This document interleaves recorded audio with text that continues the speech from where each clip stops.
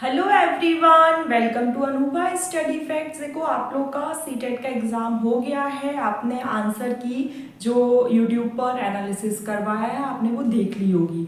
तो इससे आपको अपने सीटेट के मार्क्स पता चल गए होंगे कि आप क्वालिफाइड हैं या नहीं हैं। ये वीडियो आज इसलिए इम्पॉर्टेंट थी, इसको हो सकता मैं थोड़े दिन बाद भी बनाती ताकि जब ऑफिशियल आंसर की आ जाती, लेकिन यूट्यूब पर जो आंसर की एनालिसिस हुई है आप उसके अकॉर्डिंग अपनी मार्क्स ऑन एन एवरेज दो। एक दो मार्क्स थोड़े कम ज़्यादा होंगे, बस इससे ज़्यादा अंतर नहीं आएगा।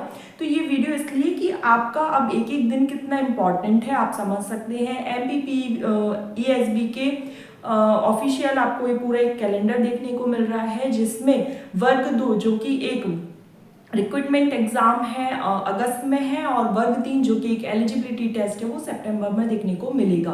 तो एक एक दिन कितना ज़्यादा इंपॉर्टेंट है आप उसको लेकर चलें। और ये जो पूरा एक मैंने कोशिश की है कि यहाँ पर आप देखें कि अगर आपका किस क्राइटेरिया में आप फिट हो रहे हैं और उस हिसाब से आप अपने एग्जाम की तैयारी शुरू कर दें। तो देखो, अगर आप वर्ग 2 की तैयारी कर रहे हैं, जैसे बहुत से लोगों का वर्ग 2 2018 वाला क्लियर है तो वो भी, और जिन्होंने 2023 में क्लियर कर लिया वो भी, तो ये आप लोग एलिजिबल हैं यूजी। और ये वर्ग 2 बीएड डीएड डीएलएड आपका कुछ भी आप एलिजिबल रहेंगे। वर्ग 3 के लिए अगर आप केवल 12th, यहाँ पर ये मैंने मिनिमम रिक्वायरमेंट रखी है, बाद बाकी आप इससे हायर भी जा सकते हैं। 12th और डीएड है आपका तो आप वर्ग 3 के लिए एलिजिबल है। अब देखो यहाँ पर क्या इंपॉर्टेंट है, अगर आपका इस बार सीटेट नहीं हुआ तो आपके पास ये दो एग्जाम फोकस में है। मतलब अगर आपने वर्ग 2 का प्री निकाल लिया होगा तो आप इस एग्जाम के लिए भी एलिजिबल हैं, और अगर आपने वर्ग 3 का एलिजिबिलिटी पहले नहीं हुआ है और इस बार दे रहे हैं तो ये आपके लिए है। जिनका रिसेंट में अभी बीएड डीएड कंप्लीट हुआ है उनके लिए, डीएड जिनका रिसेंट में कंप्लीट हुआ है उनके लिए भी ये एग्जाम बहुत सही है, क्योंकि ये एक एलिजिबिलिटी टेस्ट है। ये कैसा है? एलिजिबिलिटी टेस्ट है, ठीक है। तो ये आप लोग के लिए बहुत ज्यादा हेल्पफुल रहेगा। अगर किसी भी कारणवश आपका सीटेट नहीं हो पाया तो आप इस एग्जाम पर फोकस कर सकते हैं। फिर अपकमिंग वैकेंसीज जो कि आप लगभग आपके सितंबर तक एग्जाम तक हो जाएगा, आपको जल्द ही इसका नोटिफिकेशन देखने को मिलेगा। और NVS within a month, मतलब 1 से 1.5 महीने के अंदर अपना एग्जाम कंडक्ट करा लेती है। तो इसमें आपको बेसिक जो मिनिमम रिक्वायरमेंट है वो यूजी बीएड सीटेट पेपर 2 चाहिए, और इसकी एज भी यहाँ पर दी हुई है, और अकॉर्डिंग टू कैटेगरी इसमें रिलैक्सेशन मिलेगा।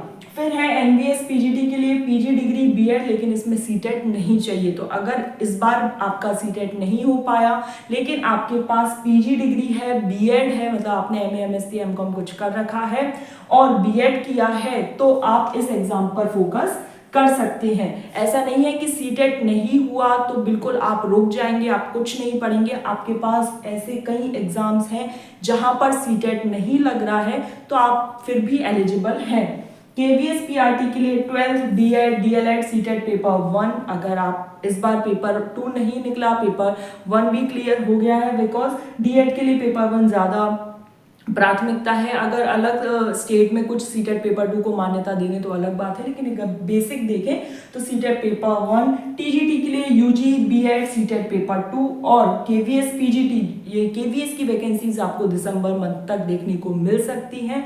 तो पीजी बीएड और पीजी मतलब आपको काफ़ी अच्छा पढ़ना पड़ता है, इसमें 11th 12th एनसीईआरटी और ग्रेजुएशन तक का थोड़ा बहुत पढ़ना पड़ेगा।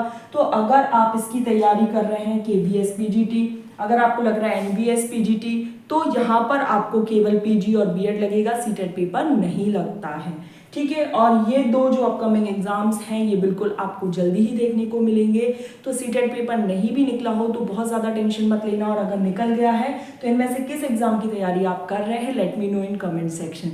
चलिए फिर ये वाली वीडियो हम यहीं पर एंड करते हैं। आई होप आपको इन्फॉर्मेशन पसंद आई हो, पसंद आए तो do like share and subscribe. Next session में मिलेंगे। Thanks for watching this video.